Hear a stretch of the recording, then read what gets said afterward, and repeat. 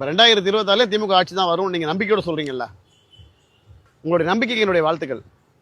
நான் என்ன சொல்லனா, நீங்கள் முதலமைச்சராக இருந்துக்கிட்டு நீங்கள் உயரமாக காரில் சொகுசான காரில் உட்காந்துக்கிட்டு பல பாதுகாப்பு படையோட வண்டி அலுங்காமல் குலுங்காமல் நேராக ஸ்ட்ரைட்டாக போயிடுறீங்களா, ஒரே ஒரு நாள் சாயந்தரம் 6 மணிலேருந்து 8 மணி வரைக்கும் ஏரியாக்குள்ளே இருக்கிற ஏதாவது ஒரு சந்துக்குள்ளே ஒரு ரவுண்ட் அடித்து ஒரு 1 ஹவர் நீங்கள் பார்த்துட்டீங்க அப்படின்னா, உங்களுடைய அந்த கான்ட்ராக்டுக்காரங்க மாநகராட்சி ஊழியர்கள் எந்த அளவுக்கு வேலை செஞ்சு ரோட்டை சுத்தமாக வச்சுருக்காங்க, இவங்க வச்சனால இன்றைக்கி எவ்வளோ மக்கள் அல்லோலப்பட்டுக்கிட்டு அவஸ்தைப்பட்டுக்கிட்டு வேலைகளுக்கு போக முடியாமல், ஆஃபீஸ்களுக்கு போக முடியாமல், மார்க்கெட்டுக்கு போக முடியாமல், பிள்ளை குட்டிய பள்ளிக்கூடத்துக்கு போக முடியாமல் எவ்வளோ அவஸ்தைப்படுறாங்க அப்படின்றது தெரியும். இன்றைக்கி சென்னையில் ஏதாவது ஒரு ரோட்டில் பள்ளம் இல்லாமல் நீங்கள் காட்டிடுங்க, என் காதை நான் அறுத்துக்கிறேன்.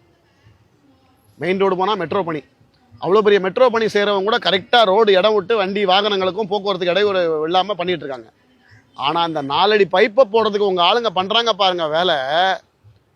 பள்ளம் போடுறேன்ற பேரில் எல்லா வீட்டையும் நோண்டி வச்சு எந்த கடைக்காரனுக்கும் கஸ்டமர் போக வழி இல்லாமல் அந்த படிக்கட்டெலாம் இடிச்சு விட்டு அவங்க போட்டிருக்க மேலே ஷீட்டு, அவங்க போர்டு எவ்வளோ டிஸ்டர்பன்ஸ் பண்ணுறாங்க தெரியுமா? இதை கேட்டால் நான் ஆளுங்கட்சிக்காரனோட சப்போர்ட்டோட பண்ணிக்கிட்டு இருக்க திமிரில் வேறு பதில் சொல்கிறானுங்க. நேற்று எங்கள் வீட்டு பக்கத்தில் அண்ணா நெடும்பாதை சூளைமேடு பகுதியில் மழைநீர் வடிகாலுக்காக பள்ளம் போடுறாங்க. பள்ளம் போடும்போது பார்த்தீங்கன்னா அதுக்கு தேவை வந்து ஒரு 6 அடி தான், 4 அடி தான் உள்ள பாக்ஸ் பதிக்க போகிறேன், உனக்கு ஒரு 6 அடி இல்லை 8 அடி இருந்தால் போதும். ஆனால் இவன் போடுற பள்ளம் 20 அடிக்கு போடுறான். 20 அடி, 40 அடி ரோட்டில் 20 அடி பள்ளம் போடுறான்.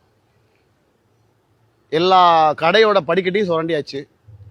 வீடு கட்டுறாங்க, வீட்டோட அஸ்திவாரம் அந்த சுவரு தெரிகிற அளவுக்கு தோண்டி விட்டாச்சு. மேலே இந்த சீட்டு கட்டெலாம் உடச்சி போட்டாச்சு.